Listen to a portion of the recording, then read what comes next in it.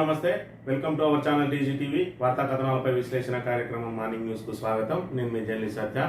ముందుగా నిన్నటి రోజున జరిగిన రాజకీయ పరిణామాలను కనుక పరిశీలించినట్లయితే మేడిగడ్డను నిన్నటి రోజున కేటీఆర్ నేతృత్వంలోని బీఆర్ఎస్ ఎమ్మెల్యేలు ఎమ్మెల్సీల బృందం సందర్శించింది. ఈ సందర్భంగా 10 లక్షల క్యూసెక్ల వరదను కూడా తట్టుకొని మేడిగడ్డ ఏ విధంగా నిలబడ్డదో అదేవిధంగా ఏదైతే కేసీఆర్ మీద కుట్రతోటి రైతు ప్రయోజనాలను దెబ్బతీసే విధంగా ప్రభుత్వం వ్యవహరించడం సరికాదని చెప్పి మేడిగడ్డ నుంచి కన్నెపల్లి ద్వారా నీటిని పైకెత్తిపోసి మల్లన్న సాగర్, అదేవిధంగా అన్నపూర్ణ సాగర్, అదేవిధంగా కొండపోచమ్మ సాగర్ లాంటి ఏదైతే అనుబంధ రిజర్వాయర్లు ఉన్నాయో వాటన్నింటినీ కూడా నింపి రైతులకు ఖరీఫ్లో నీటికి ఇబ్బంది లేకుండా, అదేవిధంగా తాగునీటికి ఇబ్బంది లేకుండా చూడాల్సిన బాధ్యత సర్కార్ మీద ఉన్నదని చెప్పి ఆగస్టు 2 వరకు అసెంబ్లీ సమావేశాలు జరుగుతున్న దృష్ట్యా ఆగస్టు 2 లోపు కనుక నీటిని ఎత్తిపోసే విషయంలో ప్రభుత్వం నిర్ణయం తీసుకోకపోతే ఆగస్టు 2 తర్వాత 50,000 మంది రైతులతోటి తామే కన్నెపల్లి వద్దకు వచ్చి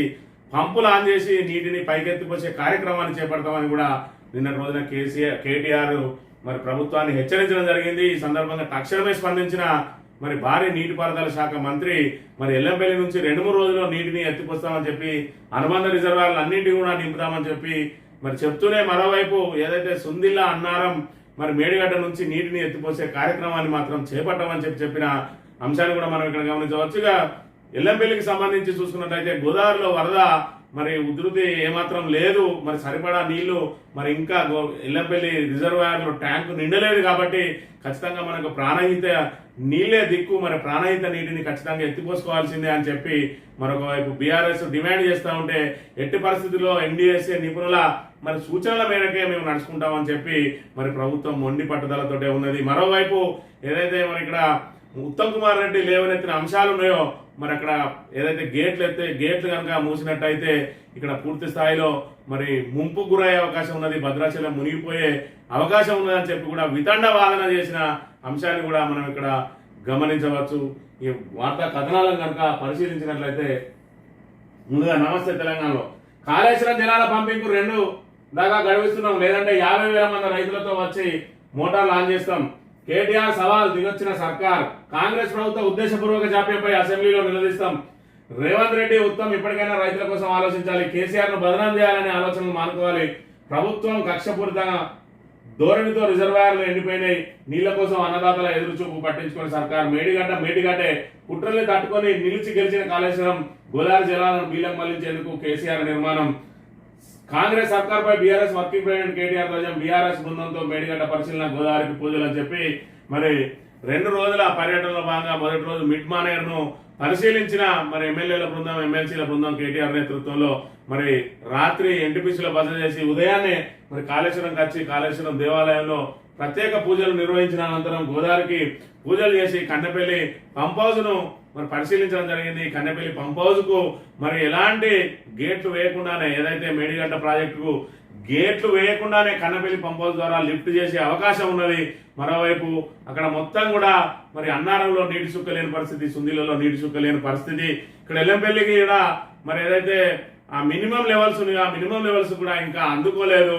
దీని ద్వారా జూరాలకు, అదేవిధంగా ఎస్ఆర్ఎస్పికి వివిధ నదులకు కూడా మేము వీటిని ఎత్తిపోసే అవకాశం ఉన్నది. అదేవిధంగా అనుబంధ రిజర్వాయర్లు ఏవైతే ఉన్నాయో 16 రిజర్వాయర్లను కూడా నింపి పెట్టాల్సిన అవసరం ఉన్నది. లేదంటే ఇక్కడ సెప్టెంబర్ తర్వాత వర్షాలు కురవని పరిస్థితి ఉన్నట్టయితే ఖచ్చితంగా మళ్ళీ నీటి ఎద్దడిని ఎదుర్కొనే సమస్యలు ఉత్పన్నమైతే, అదేవిధంగా ఖరీఫ్లో చివరి తడికి నీళ్లు అందించాల్సి వస్తే నీళ్లకు రిజర్వాయర్లు నిండుకునే అవకాశం ఉన్నది. కాబట్టి ఖచ్చితంగా వీటిని నింపాల్సిన బాధ్యత ప్రభుత్వం మీద ఉన్నది.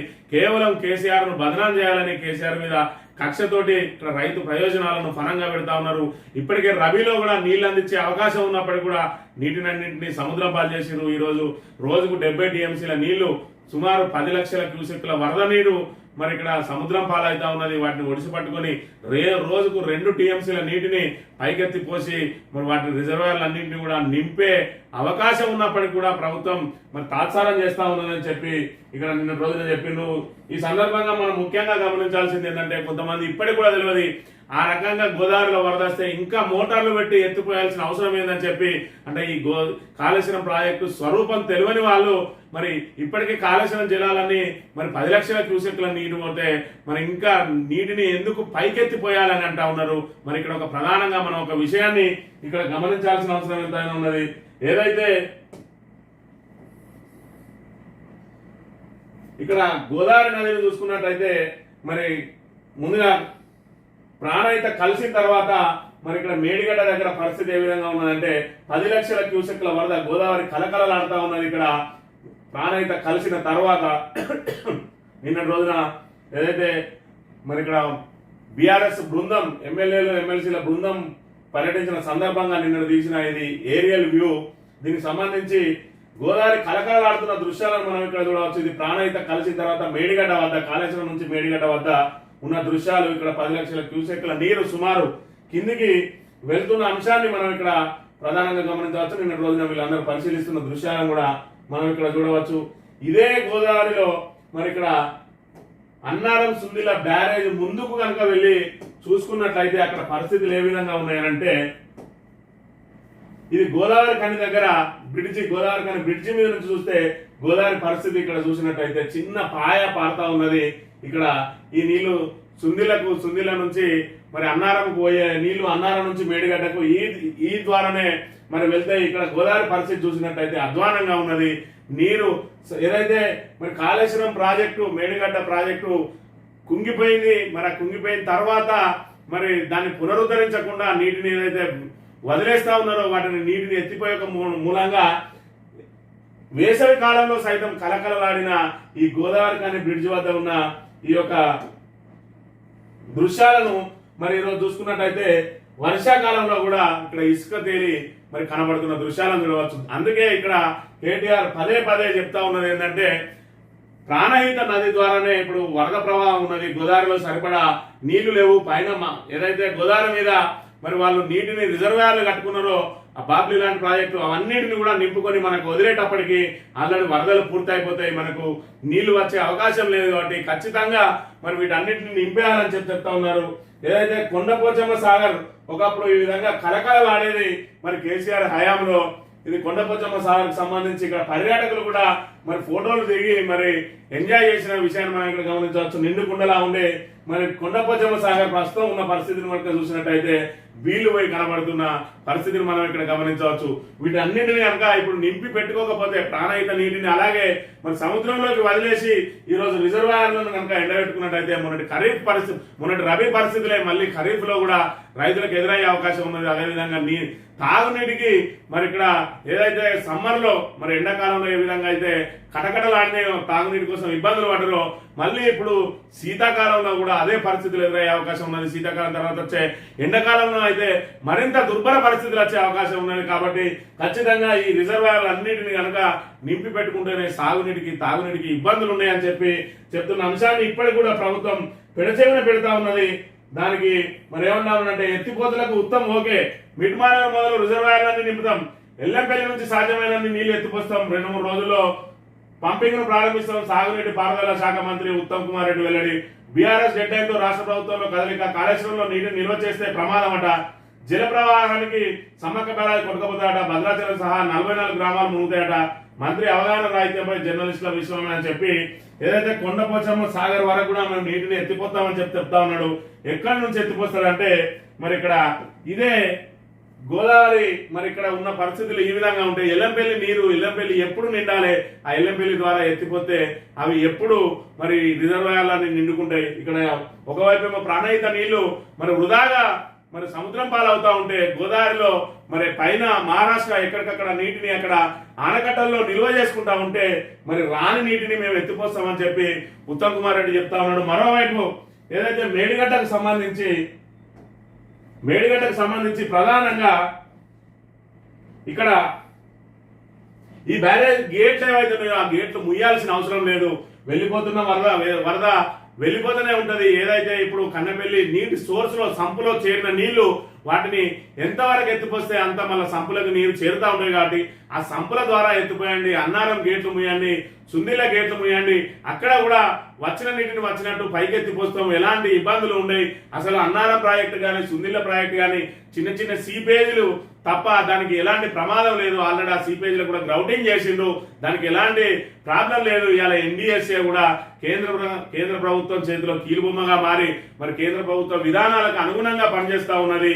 ఈరోజు మరి పోలవరం మీద జరిగిన మరి ఏదైతే ఆ కాపర్ డ్యామ్ కొట్టకపోయిందో దాని మీద నివేదిక ఇవ్వాలంటే 5 సంవత్సరాల పాటు తాత్సారం చేసిన ఎన్డీఎస్ఏ నిపుణుల బృందం ఇక్కడ తెలంగాణలో మాత్రం ఒకటే రోజులో కేసీఆర్ను బదనాం చేయాలని చెప్పి మరి ఎలాంటి పరీక్షలు నిర్వహించకుండా నామమాత్రపు మరి తనిఖీలతోటే మరి ఒకటే రోజు వచ్చి చూసి మరి ఇది కట్టడంలో లోపం జరిగింది, మరి డిజైన్లలో లోపం జరిగింది, మరి ఏదైతే అక్కడ డిజైన్ల మార్పే దీనికి కారణం అని చెప్పి మరి ఇక్కడ రాజకీయ ప్రేరేపితంగా వాళ్ళు ఇచ్చిన మరి నివేదిక ఉన్నది. దీనిలో కేవలం బీఆర్ఎస్ ను బదనాం చేయడం కోసం ఇలా కాళేశ్వరం ప్రతిష్ట దెబ్బతీయడానికి మరి అక్కడ కేంద్ర ప్రభుత్వం ఇక్కడ రాష్ట్ర ప్రభుత్వం రెండు కూడా కుమ్మక్కైనాయి.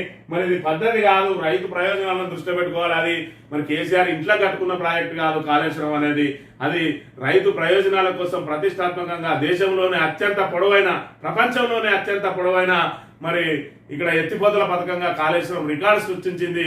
ఏదైతే 20-30 ఏళ్ల పాటు ప్రాజెక్టుల నిర్మాణం తర్వాత 20-30 ఏళ్ల పాటు కూడా సాగునీరు అందని పరిస్థితులలో ఈరోజు 3 సంవత్సరాల్లోనే మరి 1,00,000 ఎకరాలకు సాగునీరించింది, 16 లక్షల ఎకరాల ఆయకట్టును స్థిరీకరించింది.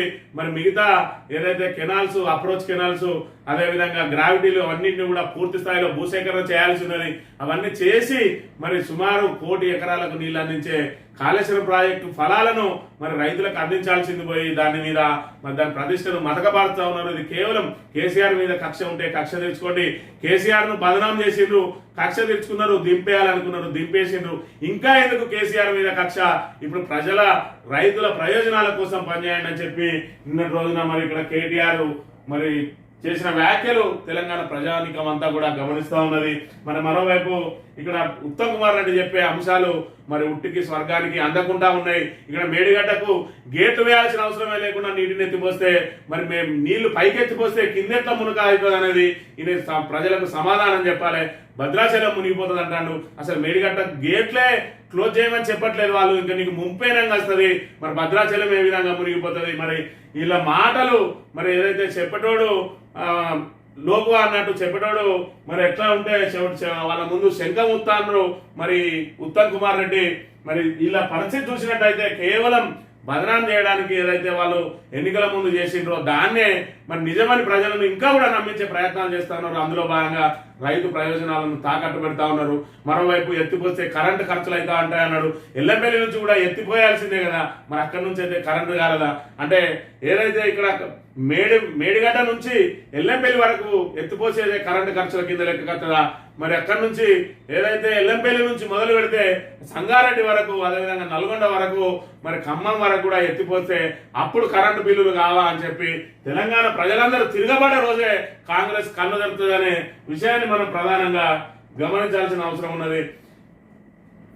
ఇక కేసీఆర్ 10 ఏళ్ల పాలనలో దేశానికే తలమానికంగా రాష్ట్రం ఎందరినో దాటి తెలంగాణ మేటి తలసరి ఆదాయంలో దేశంలోనే తెలంగాణకు సరిలేరు. జిఎస్డిపిలో టాప్ 10 ఏళ్లలో 190% వృద్ధి రేటు, 13 పెద్ద రాష్ట్రాలను వెనక్కి నెట్టి సరికొత్త రికార్డు నమోదు. రాబడిలోనూ రారాజే 12% దాటిన వార్షిక పన్ను ఆదాయ వృద్ధి. జాతీయ సగటుతో పోలిస్తే అనేక రంగాల్లో రాష్ట్రం ముందంజ. రుణాల కట్టడిలో అనేక రాష్ట్రాలకు ఆదర్శంగా నిలిచిన తెలంగాణ 10 ఏళ్ల ఆర్థిక ప్రగతికి అద్దం పట్టిన సామాజిక ఆర్థిక సర్వే 2024 అయినా అప్పుల కుప్పగా మారిందంటూ కాంగ్రెస్ దుష్ప్రచారం. సంపద వృద్ధిని ప్రస్తావించకుండా పదే పదే రుణాల ప్రస్తావన, వాస్తవాలను దాచి ప్రజలను మభ్యపెట్టేందుకు విఫల యత్నం అని చెప్పి ఇక్కడ తెలంగాణకు సంబంధించి మరి అప్పులనే చూపిస్తా ఉన్నది ఏదైతే ప్రభుత్వం. మరి ఆ రోజు మనం ₹1 కూడా నిల్వ లేకుండా తెలంగాణ రాష్ట్రాన్ని ఏర్పాటు చేసుకున్నాం. ఆ తెలంగాణ ఏర్పడ్డ రాష్ట్రాన్ని ఈరోజు 33 జిల్లాలుగా విస్తరించుకున్నాం. ఒక్క నీటి ప్రాజెక్టు కూడా సరైన ప్రాజెక్టు లేదు. ఎల్లంపల్లి కూడా ఆ రోజు పూర్తిగా పరిస్థితి, ఆ ఎల్లంపల్లిని పూర్తి చేసుకున్నాం. ఏదైతే మరి తుమ్మినేటి దగ్గర కడతా అని చెప్పి కాగితాలకే పరిమితం చేసిండ్రో దాన్ని ఏదైతే మహారాష్ట్ర ప్రభుత్వ మరి అడ్డంకులను చూపించి దాన్ని గాలికి వదిలేయడానికి ప్రయత్నం చేసిన ఆ రోజు మరి ఉమ్మడి ప్రభుత్వాల లోపల మరి వదిలేసిన ప్రాజెక్టును ఈరోజు దాన్ని డిజైన్ మార్చి మరి అంతకంటే ఎక్కువ నిల్వలు చేసి మరి ఏదైతే 16 మరి అనుబంధ రిజర్వాయర్లు ఏర్పాటు చేసి రాష్ట్రంలో మరి నీటి వనరులకు ఇబ్బందులు లేకుండా మరి సృష్టించిండు. అదంతా కూడా 1,00,000 కోట్లు సుమారు మరి 90,000 కోట్లు ఖర్చు చేసిన కాళేశ్వరం ప్రాజెక్టు అది మన సంపద కాల 7,000 మెగావాట్ల ఉన్నదాన్ని 21,000 మెగావాట్లకు పెంచిన మరి విద్యుత్ కేంద్రాలు అవంతా మన జాతి సంపద కాదా? మరి మిషన్ భగీరథ ద్వారా ఇంటింటికి నల్లాలు తీసుకొచ్చి పెడితే మనదంతా కూడా మన సంపద కిందికి రాదా? అదేవిధంగా మిషన్ కాకతీయ చెరువులు మరి కాకతీయుల కాలంలో గొలుసుకట్టు చెరువులుగా ఉన్నాయి, అన్ని కూడా మరి పూర్తిగా మరి పూడికలతో నిండిపోయి మరి వినియోగంకి దూరంగా ఉన్న వాటన్నింటినీ కూడా పూడికలు తీసి ఈరోజు చెరువులన్నింటినీ కూడా గొలుసుకట్టు చెరువులను ప్రజలకు అందుబాటులోకి తీసుకొచ్చి ఈరోజు ఆయకట్టు పెంచి మరి ఆయకట్టును స్థిరీకరించి చేసిన ఇదంతా సంపద కిందికి రాదా? ఈరోజు ఏదైతే ప్రజలందరూ కూడా మరి ఇక్కడ రైతులు మరి ఏదైతే మరి మూడు కోట్ల మెట్రిక్ టన్నుల ధాన్యాన్ని పండిస్తా ఉన్నారంటే మరి 1 కోటి మెట్రిక్ టన్ను నుంచి 3 కోట్లకు వచ్చిందంటే ఇదంతా కూడా ప్రజలకు మరి సంపద అందినట్టు కాదా? మరి ఎవరన్నా కొత్తగా ఇల్లు కట్టుకుంటే 10 లక్షలు పెట్టి ఇల్లు కట్టాల్సి వస్తే 2-3 లక్షలు పెట్టి మిగతాది లోన్ తీసుకొని అన్నింటినీ కూడా మెల్లమెల్ల కట్టుకోరా? మరి దానికి సంబంధించి ఈరోజు ఒక నిర్మాణాలు ఇన్ని రకాలమైన నిర్మాణాలు 33 జిల్లాలకు కలెక్టరేట్లు, వివిధ రకాల ఆఫీసులు, కొత్త గ్రామ పంచాయతీలు, కొత్త మండలాలు ఇన్ని చేసిన కేసీఆర్ మరి ఇక్కడ సంపదను వృద్ధి చేస్తే మరి 7 లక్షల కోట్ల అప్పును మాత్రమే చూపిస్తా ఉన్నారు. మరి మనకు సంబంధించి తెలంగాణ ఏర్పడక ముందు ఎట్లుండే, తెలంగాణ ఏర్పడిన తర్వాత ఏమేమైనాయి, దానికి ఎంత ఖర్చులు అయినాయి అన్నింటినీ కూడా మరి శ్వేతపత్రం రిలీజ్ చేయాల్సిన అవసరం ప్రభుత్వం మీద ఉన్నది. ప్రజలను తప్పుదోవ పట్టించడం మానుకొని మరి గత ప్రభుత్వం చేసిన దానికంటే మెరుగైన పాలన అందించాలి, మెరుగైన సౌకర్యాలు అందించాలి. ఇన్ని సంక్షేమ కార్యక్రమాలు అమలు చేస్తూ దేశంలో లేనన్ని సంక్షేమ కార్యక్రమాలు అమలు చేసింది. ఈరోజు రైతుల కోసం ఎవరు చేయని ఆలోచన రైతు బంధు అనే కార్యక్రమం. అదేవిధంగా రైతులు మరి ఇబ్బందులు పడి ఆత్మహత్యలు చేసుకున్న, ఇతర ప్రమాదాల్లో చనిపోయినా కూడా వాళ్లకు మరి ప్రభుత్వం నుంచి సాయం అందించాలంటే ఎఫ్ఐఆర్లు నమోదు చేసి అనేక విచారణ అనంతరం మరి 100లో 2-3 మాత్రం వచ్చేది. ఈరోజు 100% రైతు అనే వ్యక్తి ఏ రకంగా చనిపోయినా కూడా వాళ్ళకు 5 లక్షలు మరి 5-6 రోజుల్లోనే వాళ్ళ బ్యాంక్ ఖాతాలో, డిపెండెంట్ల బ్యాంక్ ఖాతాలో పడుతున్న అంశాన్ని ఇక్కడ మనం ప్రధానంగా గమనించవచ్చు. అంటే రైతుల కోసం దేశంలో ఎవరు చేయని ఆలోచనను ఇక్కడ కేసీఆర్ చేసిండు.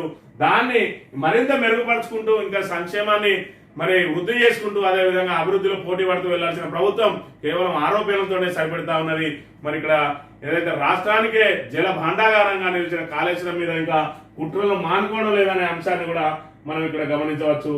ఇక స్థానిక ఎన్నికల ప్రక్రియ వేగవంతం చేయండి, గడువులోగా బీసీ కమిషన్ నివేదిక ఇవ్వాలి, ధరణి సమస్యలపై సమగ్ర చట్టం అవసరం, ప్రజల నుంచి సలహాలు సూచనలు స్వీకరించండి, పైలట్ ప్రాజెక్ట్ గా ఓ మండలంపై అధ్యయనం, అధికారులతో సమీక్షలో సీఎం రేవంత్ రెడ్డి ఆదేశం అని చెప్పి స్థానిక ఎన్నికల ప్రక్రియ వేగవంతం చేయండి అని చెప్పి నిన్న రోజున ఏదైతే రేవంత్ రెడ్డి స్థానిక సంస్థల మీద మరి ఇక్కడ సమీక్ష సమావేశం నిర్వహిస్తున్నారంటే రాష్ట్ర వ్యాప్తంగా కూడా ఎదురు చూసిండ్రు. మరోవైపు కొన్ని ఛానళ్లు అదేవిధంగా కొన్ని మరి సోషల్ మీడియాలో విపరీతంగా ఆగస్టులో ఎన్నికలు అని చెప్పి విపరీతమైన ప్రచారం జరిగింది.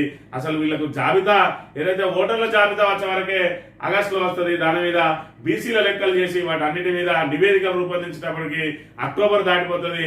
మరి డిసెంబర్ వరకు కూడా ఎన్నికలు లేవు అనే అంశాన్ని నిన్న స్పష్టమైంది. కేవలం అంటే పెట్టడానికి ప్రయత్నం చేస్తా ఉన్నది ప్రభుత్వం అని చెప్పి దానికి ఏదో మరి ఇక్కడ ఏదైతే నిన్నటి రోజున ఇక్కడ మరి బీఆర్ఎస్ ఎమ్మెల్యేల బృందం అదేవిధంగా ఎమ్మెల్సీల బృందం ఏదైతే ఇక్కడ మరి సందర్శనకు వచ్చిందో వాళ్ళ దగ్గర నుంచి ప్రజలందరినీ డైవర్ట్ చేసి ఇటు స్థానిక సంస్థల ఎన్నికల వైపు వాళ్ళ దృష్టిని మరల్చే కార్యక్రమంలో భాగంగా ఇది ఒక మరి మైండ్ గేమ్ గా మనం గమనించవచ్చు. దీనిలో ఆగస్టులో ఎన్నికలు నిర్వహించేది లేదు, సచ్చేది లేదు. ఆగస్టు కాదు కదా, మరి సెప్టెంబర్, అక్టోబర్, నవంబర్ లో కూడా నిర్వహించే అవకాశం లేదు. డిసెంబర్ వరకు కూడా మరి సాగుతుంది. అందరికీ తెలిసిన విషయమే. మరి గతంలో అన్న అక్టోబర్ లో నిర్వహిస్తారు కావచ్చు అనుకున్నారు, నిన్నటితోటి తెలిపోయింది అక్టోబర్ లో కూడా మరి నిర్వహించారు. ఆఫ్టర్ దీపావళి తర్వాత మాత్రమే ఎన్నికలు నిర్వహిస్తారని చెప్పి నిన్నటితోటి స్పష్టమైన అంశాన్ని మనం ఇక్కడ ప్రధానంగా గమనించవచ్చు. ఈ తెలంగాణ దినపత్రిక విషయానికి వస్తే 50,000 మంది రైతులతో వస్తాం, కన్నెపల్లి పంప్ హౌస్ ను స్టార్ట్ చేస్తామని చెప్పి నిన్నటి రోజున మరి ఇక్కడ వార్నింగ్ ఇచ్చినట్టుగా మనం గమనించవచ్చు. కేటీఆర్ ఏదైతే మీరు కావాలని కుట్రలు వాడుతా ఉన్నారో ఆ కుట్రలను నిన్నటి రోజున పటాపంచలు చేసింది బీఆర్ఎస్ ఎమ్మెల్యేల బృందం అనేది మనం ప్రధానంగా గమనించవచ్చు. గోదావరమ్మకు ప్రణామాలు, నిండుకుండల ప్రాజెక్టులు, కాళేశ్వరం నుంచి మేడిగడ్డ వరకు ఉద్వేగభరిత ప్రయాణం అని చెప్పి నిన్నటి రోజున కాళేశ్వరం నుంచి మరి గోదావరి వరకు వీళ్ళ సాగిన ప్రయాణాన్ని కనుక ఒకసారి మనం గమనించినట్టయితే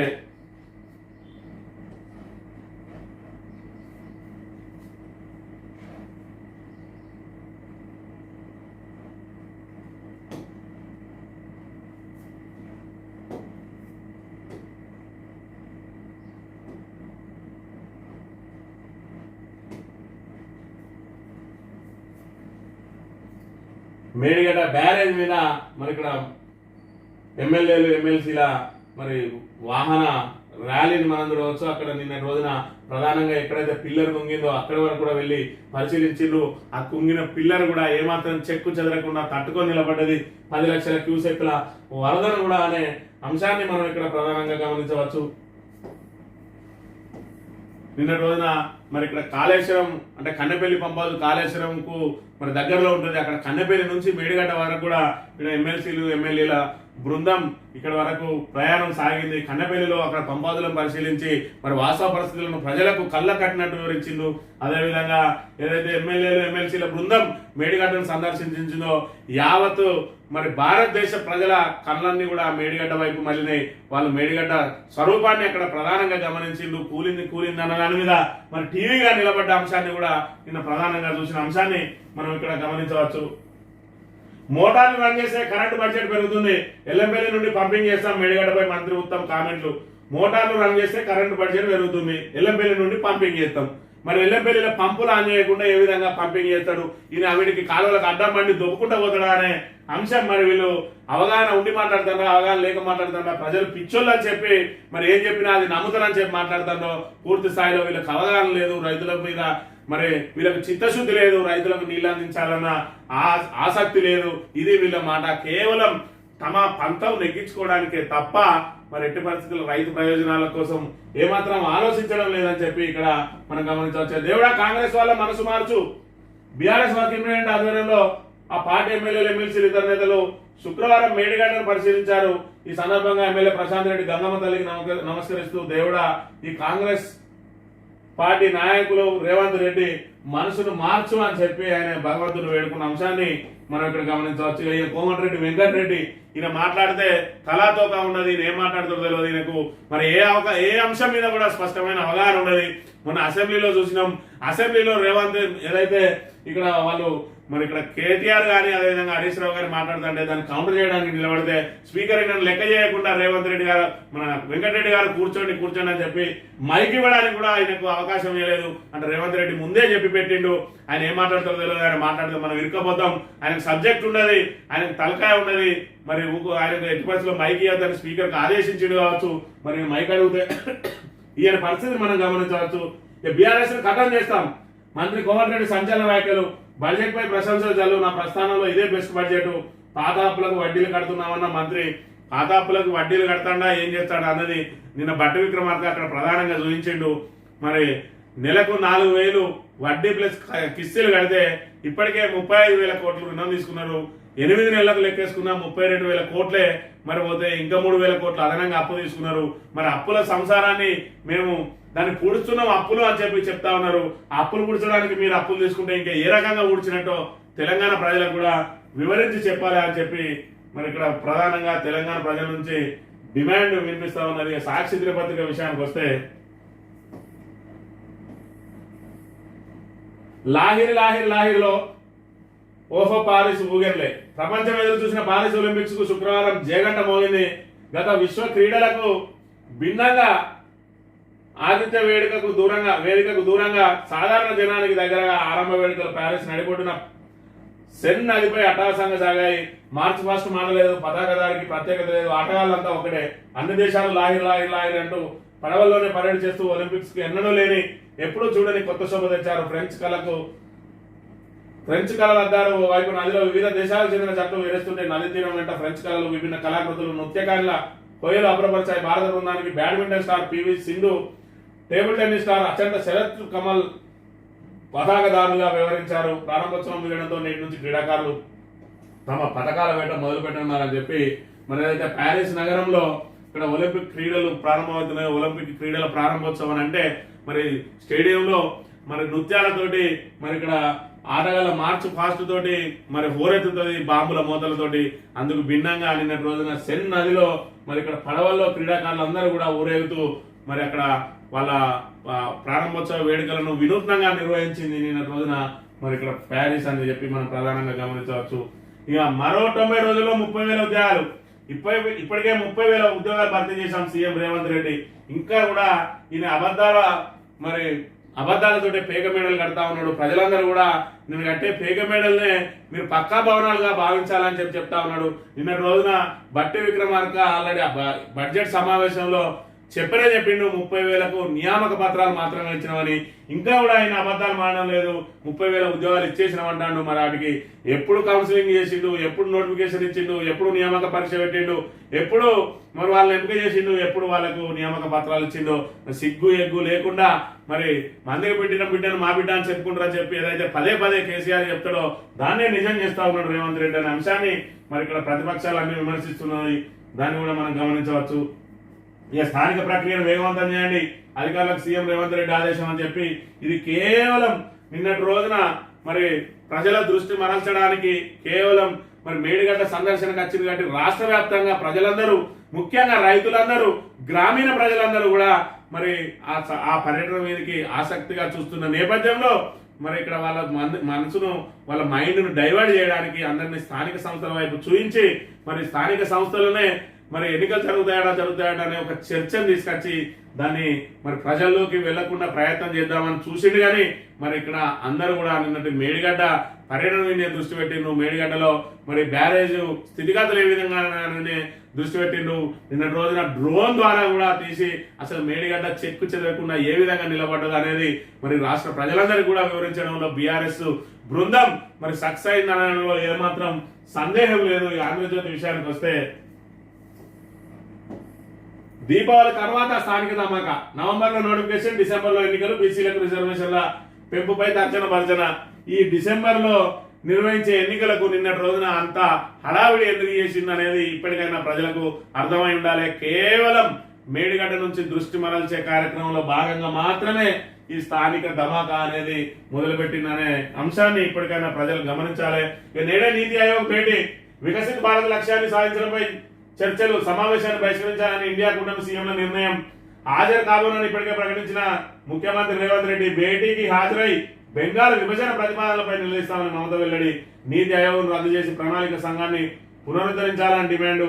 పాల్గొననున్న ఏపీ సీఎం చంద్రబాబు హేమంత్ సోరెన్ హాజరుపై అందించింది అని చెప్పి ఈ రోజు నీతి ఆయోగ్ మరి సమావేశం నిర్వహించబోతా ఉన్నారు. దీనికి మరి చైర్మన్ గా ప్రధానమంత్రి ఉంటారు. మరి దీని మీద వివిధ స్థాయిలో చర్చలు జరుగుతాయి.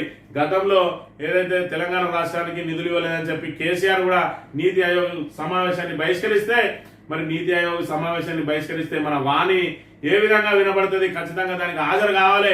అక్కడ ప్రధానమంత్రిని నిలదీసే అంశాన్ని మరి ఇక్కడ అవకాశాన్ని చేజార్చుకోవద్దు అని చెప్పి రేవంత్ రెడ్డి మరి తీవ్రంగా విమర్శలు చేసింది. కావాలంటే మేమే విమానం అరేంజ్ చేస్తాం, ముఖ్యమంత్రికి నువ్వు ఖచ్చితంగా వెళ్ళాలి, మరి అక్కడ ఖచ్చితంగా ప్రధానమంత్రిని నిలదీయాలి. ఒకవేళ నువ్వు కనుక వెళ్ళని పక్షంలో నువ్వు ప్రధానమంత్రికి తలొగ్గినట్టే మరి ముఖం చాటేయడానికి ఇక్కడ బహిష్కరిస్తున్నట్టుగా మేము రాష్ట్ర ప్రజలందరం భావిస్తామని చెప్తా ఉన్నాడు. ఈ రోజు ఆయనే మరి స్వయంగా ఏదైతే ఆరోపణలు ఏ నాలుకతోటి అయితే ఆరోపణలు చేసిండో అదే నాలుకతోటి ఈరోజు బహిష్కరిస్తామని చెప్తా ఉన్నాడు. మరి ఈ రోజు ఆయన లేవనెత్తిన అంశాలన్నింటినీ కూడా ఇప్పుడు ప్రజలు ప్రశ్నిస్తా ఉన్నారు. మరి నువ్వు కనుక ఆ నీతి ఆయోగ్ మరి సమావేశానికి వెళ్లకుండా బహిష్కరించినట్లయితే నువ్వు మోడీకి తలొగ్గినట్లే. మరి బంగారం లాంటి అవకాశాన్ని ఎందుకు చేజార్చుకుంటా ఉన్నావు అంటే మోడీకి భయపడుతున్నావా, మోడీ ముందు మోకరిల్లినవా, మరి మోడీని ప్రశ్నించే ధైర్యం లేదా అని చెప్పి కూడా ఈ రోజు మరి ప్రజలందరూ కూడా భావిస్తున్నారు. తెలంగాణ ప్రజలందరూ అది కూడా వాళ్ళను చైతన్యం చేసిన ఘనత కూడా నీదే. ఎందుకంటే పిసిసి అధ్యక్షునిగా నువ్వే ప్రశ్నించినావు మరి గత ప్రభుత్వ ముఖ్యమంత్రిని. ఈ రోజు నువ్వు దానికి సేమ్ అదే సిచ్యువేషన్ లో ఎందుకు పోతున్నావు? ఈ రోజు బెంగాల్ ముఖ్యమంత్రిని కనుక చూసినట్టయితే మరి ఖచ్చితంగా నేను భేటీకి హాజరై బెంగాల్ విభజన ప్రతిపాదనపై నిలదీస్తా అని చెప్పి మమతా బెనర్జీ ఏదైతే ధైర్యంగా ఎదుర్కోవడానికి సిద్ధంగా ఉన్నదో ఆ ధైర్యం నీ లోపల ఎందుకు కరువైంది అని చెప్పి తెలంగాణ ప్రజలు నిన్ను ప్రశ్నిస్తా ఉన్నారు. కేవలం నిరుద్యోగుల మరి పోరాటాలతోటి అదేవిధంగా ఏదైతే నిరాశ నిస్పృహలతోటి ఉన్నారో మరి వాళ్ళందరినీ రెచ్చగొట్టి ఈరోజు వాళ్ళు పోరాటం చేస్తే దొడ్డిదారిన ముఖ్యమంత్రి అయినా నువ్వు, నీకు తెలంగాణ ఉద్యమం మరి నేపథ్యం లేదు, ఇతర ఏ ఉద్యమాల నేపథ్యం లేదు. నీకు ఎక్కడ అవకాశాలు దొరికితే అక్కడికి వెళ్ళుకుంటూ ఒక్కొక్క మెట్టు ఎక్కుకుంటూ వెళ్ళిపోయినావు. నువ్వు బీఆర్ఎస్ లోకి వచ్చినావు, అదేవిధంగా టీడీపీలోకి పోయి టీడీపీలో ఎమ్మెల్యే అయినావు, అదేవిధంగా మళ్ళా ఇక్కడ కాంగ్రెస్ పోయి పిసిసి అధ్యక్షుడు అయినావు, మరి ముఖ్యమంత్రి పీఠాన్ని చేయించుకున్నావు. కానీ ఏ రోజు కూడా నువ్వు దూషణలు అదేవిధంగా ఎదురుదాడి తప్ప ఏ రోజు నువ్వు పోరాటం చేసింది లేదనే విషయాన్ని మరి ఇప్పుడు ఇక్కడ ఏదైతే ప్రధానమంత్రి ముందు మోకరిల్లినో దీంతో ప్రస్ఫుటమవుతుంది అని చెప్పి ప్రతిపక్షాలు విమర్శిస్తున్న అంశాన్ని మనం ఇక్కడ గమనించవచ్చు. 2 వరకు గడువు కన్నపల్లి పంపాల నుంచి కాళేశ్వరం నీటిని ఎత్తిపోయాలి, లేదంటే 50,000 మంది రైతులతోటి ఇక్కడ మోటార్లు రన్ చేస్తామని మరి ఒకవైపు కేటీఆర్ చెప్తా ఉంటే ఎన్డీఎస్ఏ చెబితే బ్యారేజీలో నింపుతాం, నివేదిక వచ్చేదాకా నీటిని నిల్వ చేయం, అన్నారం శుద్ధిలో నిల్వ చేస్తేనే నీటి పంపింగ్ అవకాశం, మేడిగడ్డ కుంగినప్పుడే నీటిని ఖాళీ చేయాలని ఎన్డీఎస్ఏ అని చెప్పి మేడిగడ్డ కుంగినప్పుడు నీటిని ఖాళీ చేయాలని ఎన్డీఎస్ఏ ఎందుకు చెప్పింది? అక్కడ ఏదైతే వివిధ స్థాయిల్లో మరి పరీక్షలు నిర్వహించాలి కాబట్టి నీళ్లుంటే పరీక్షలు నిర్వహించే అవకాశం ఉండదు కాబట్టి ఆ నీటిని అన్నింటి తోడేసి మరి అక్కడ ఏదైతే ఆ ఇసుకలో డ్రిల్లు వేసి మరి ఆ భూమి మా లోపల వరకు కూడా చూసి అక్కడ ఉన్న పరిస్థితులను మరి గమనించాలి, అదేవిధంగా పిల్లర్లను కూడా పరీక్షించాలి, ప్రతిదీ పరీక్షించాలి. నీళ్లుంటే వీలు కాదు కాబట్టి తీసేసారు. ఈ 5-6 నెలల నుంచి మరి వాటిని పరీక్షలు పూర్తి చేసి మళ్ళీ ఇప్పుడు తక్షణం దాని మరమ్మతులు కూడా పూర్తి చేసి అందుబాటులోకి తీసుకురావాల్సిన ప్రభుత్వం అందుబాటులోకి తీసుకురావడంలో విఫలమై ఈరోజు మన మరమ్మతుల కార్యక్రమం ఏదైతే ఉన్నదో దాన్ని మొదలు పెట్టడమే వరదలు వచ్చే ముందు మొదలు పెట్టడం మూలంగా ఇంకా మరమ్మతులు పూర్తి కాలేదు. అయినప్పటికీ కూడా మేడిగడ్డ బ్యారేజ్ సంబంధించి గేట్లు వేయకున్నా పర్వాలేదు, అన్నారం సునీళ్ళ గేట్లు మూసేసి నీటిని ఎత్తిపోయండి అని అంటే ఎన్డీఎస్ఏ చెబితేనే బ్యారేజీలో నింపుతామని చెప్తా ఉన్నారు. మరి ఎన్డీఎస్ఏ సూచనలు మాత్రం పాటించడంలో మరి ముందుకు రాలేదనే అంశాన్ని మనం ఇక్కడ గమనించవచ్చు. ఈనాడు దినపత్రిక విషయానికి వస్తే 30,000 కొలువులు భర్తీ చేస్తాం 90 రోజుల్లో అంటాడు, ఇప్పటికే 30,000 ఇచ్చిన అంటాడు. మరి అవన్నీ నీటి మూటలే అనేది కూడా ప్రజలందరూ గమనిస్తా ఉన్నారు.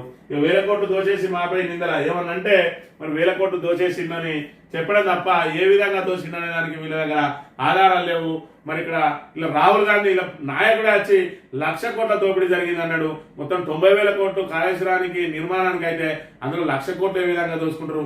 90,000 కోట్లకు 90,000 కోట్లు కనుక మింగినట్టయితే ఈ 3 బ్యారేజీలు ఏ విధంగా నిర్మాణం జరిగినాయి, ఆ 16 పంపాదులు ఏ విధంగా నిర్మాణమైనవి, సంశయాలు ఏ విధంగా నిర్మాణమైనవి, 203 కిలోమీటర్ల టన్నెల్ ఏ విధంగా సాధ్యమైంది, 1,500 కిలోమీటర్లకు పైగా కాలువలు ఏ విధంగా మీరు మరి ఏదైతే 16 అనుబంధ రిజర్వాయర్లు ఈరోజు కొండపోచమ్మ సాగర్ నుంచి మరి మల్లన్న సాగర్ నుంచి హైదరాబాద్కు నీళ్లు తరలించకపోతా అన్నాను. మరి ఆ మల్లన్న సాగర్ ఎవరు కట్టిండ్రు, ఏ పైసలతో కట్టిండ్రు?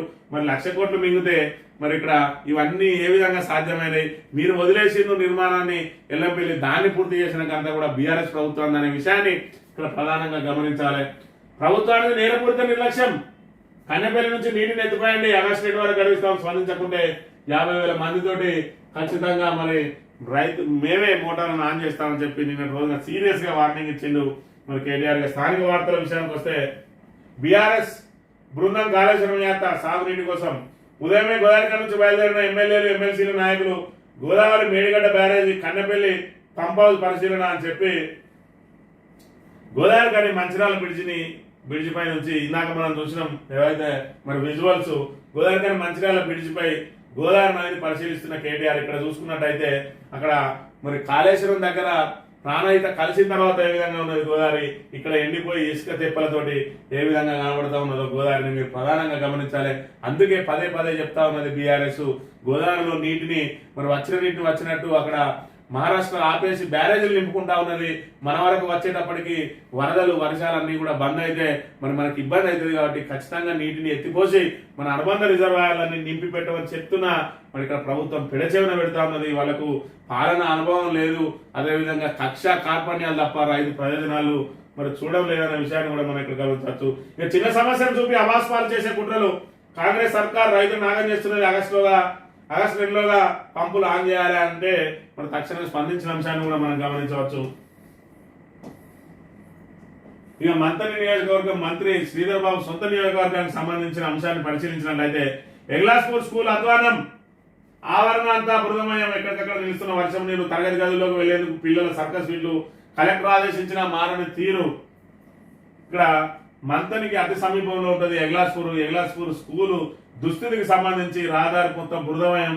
ఇక్కడ విద్యార్థులందరూ రావాలంటే ఇక్కడ మరి సిమెంట్ ఇటుకలు వేసుకొని ఆ నీళ్ళ దానిలోకి వెళ్ళి దాటుకుంటూ వస్తున్నాం. ఆయన ఇక్కడ మరి ఆవరణ మొత్తం కూడా వర్షపు నీరు నిలిచింది. ఇక్కడ కలెక్టర్ ఆదేశించినా కూడా తీరు మారదలేదు. తరగతి గదుల్లోకి వెళ్ళడానికి పిల్లలు ఈ రకంగా సర్కస్ ఫీట్లు చేస్తా ఉన్నారు. మరి మంత్రి సొంత నియోజకవర్గం మంత్రి ఏదైతే క్యాంప్ కార్యాలయం ఉంటుందో దానికి కూతవేడు దూరంలో ఉంటుంది ఎగ్లాస్పూర్.